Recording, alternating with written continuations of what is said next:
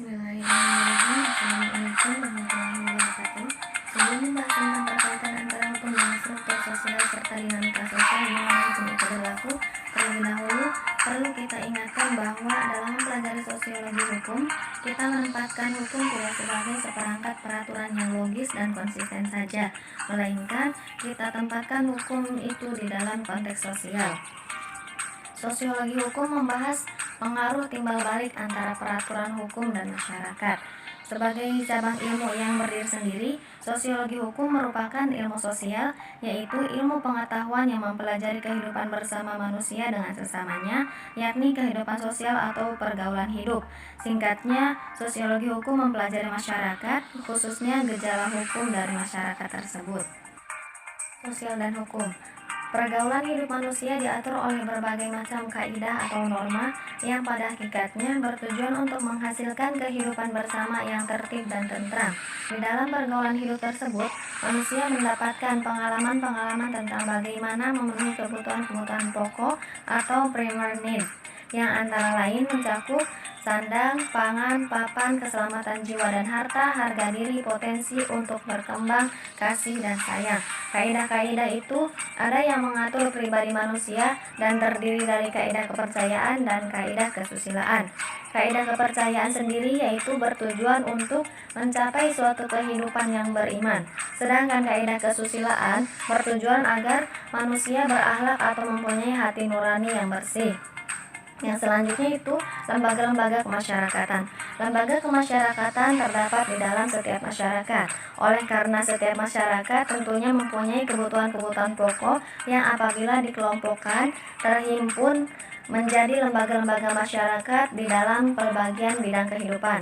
Nah, dapat disimpulkan bahwa suatu lembaga kemasyarakatan merupakan himpunan daripada kaidah-kaidah dari segala tingkatan yang berkisar pada suatu kebutuhan pokok di dalam kehidupan masyarakat. Selanjutnya, kelompok-kelompok sosial dan hukum.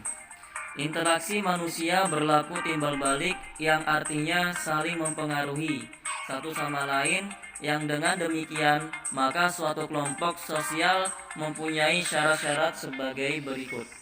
Yang pertama, setiap warga kelompok tersebut harus sadar bahwa dia merupakan sebagian dari kelompok yang bersangkutan.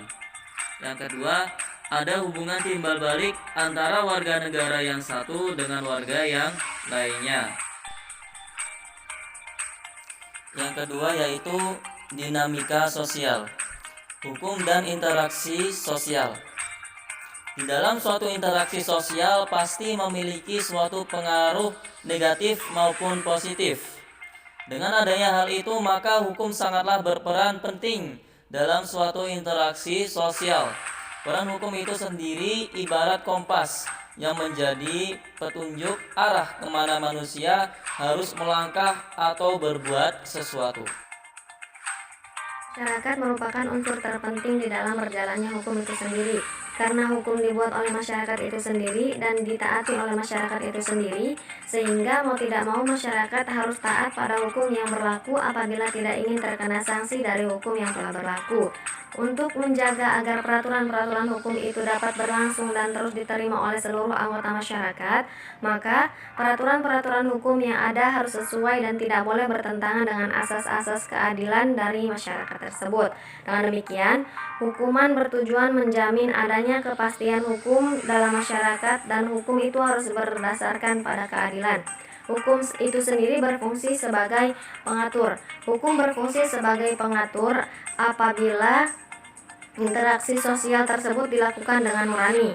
Fungsi hukum sebagai pengawas apabila terjadi reaksi perubahan sosial yang menjadikan hukum mengawasi adalah perubahan sosial terarah, maju, mengembang, dan mundur. Fungsi hukum sebagai penyelesaian masalah. Peranan hukum dalam menyelesaikan masalah apabila terjadi permasalahan sosial.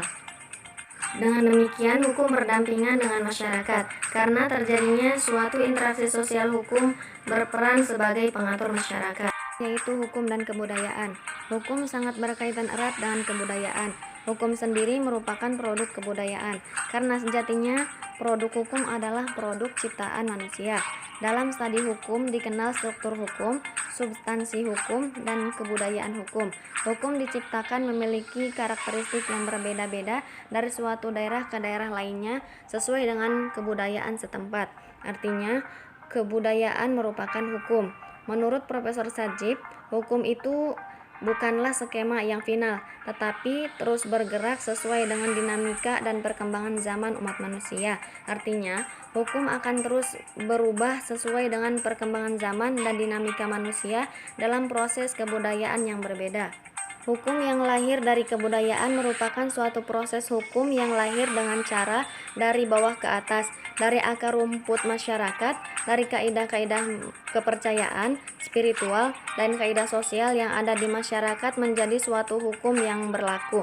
Hukum adat juga demikian. Dengan adanya kebudayaan di masyarakat yang membangunnya, bahwa hukum adat antara masyarakat Jawa, masyarakat Minang, masyarakat Bugis adalah berbeda. Ini adalah suatu konsep pluralisme hukum di mana hukum hadir dalam bentuk kemajemukan kebudayaan.